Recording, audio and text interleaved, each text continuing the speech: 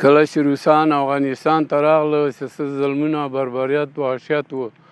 نه ماشوم پرېښوده نه سپین ږیری په کور باندې چاپې اچولې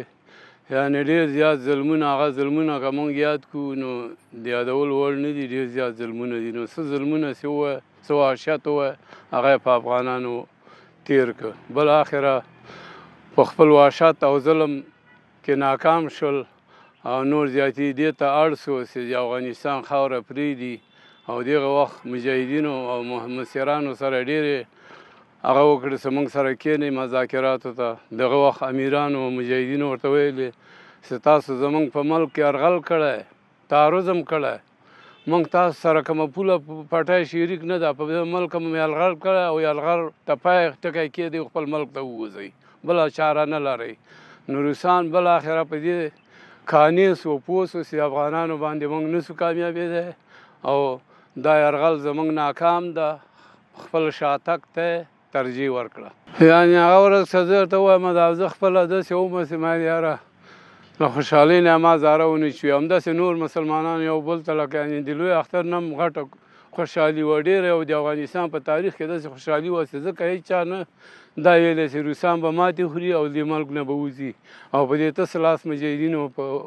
جنګ سره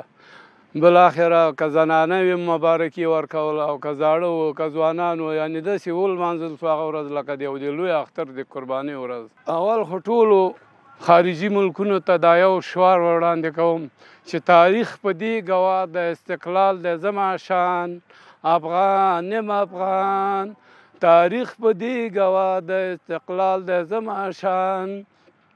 افغان یم افغان غلیم نه مې ګټلې معرکه په هر میدان افغان یم افغان د روسانو پاتې شل سرونه دلته په میدان افغان یم افغان امریکا په تیښته لاړله افغان افغان یم افغان تاریخ په دې ګواه د استقلال د زما شان افغان یم افغان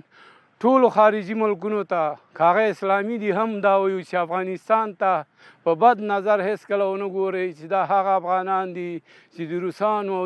روسانو او د امریکایانو سترګې په ګوتو راښکلي دي نو هېڅکله دا زړه ښه نه کوي چې د افغانستان یو حریم ته یو ولیس خاورې ته داخل شئ دې کې به ستاسو ګټه وي د افغانستان ډېر غیرتي خلک دي چې د افغانستان یو کلی 50 کسه 100 کسه په افغانستان کې نو هېڅ اشغالګر په افغانانو نشي ښادېدلی دا ټولې نړۍ ته زموږ دا اعلان دی چې افغانانو ته په بد نظر مه ګورئ اوس الحمدلله زما په یادښت یعنې د دغه مخکینی جهاد دا 100 کاله چې دا جهاد شروع شوی و پخوا د انګریزانو وخت نه او بیا د روسانو وخت نه هدف همدغه و لکه دا و چې په افغانستان کې قرآن حاکم ده دا کوم جهادونه کومې وینې چې موږ تویې کړي دا ټولې هدف هم همدا و چې په افغانستان کې قرآن حاکم سي د الله په ځمکه د الله کتاب حاکم سي نو الحمدلله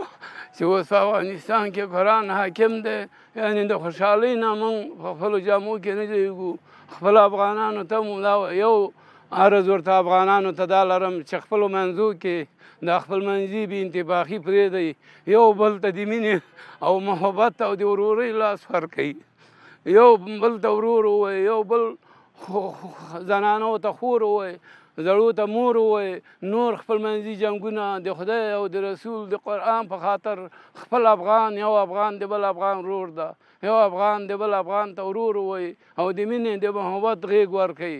نور به تر څو موږ او تاسو کړېږو چې موږ او تاسو په یو اتحاد او په یو اتفاق یو د نړۍ یو طاقت نشي کولی چې زموږ په ملک نور حریم وکوي او دلته پخه کېږدي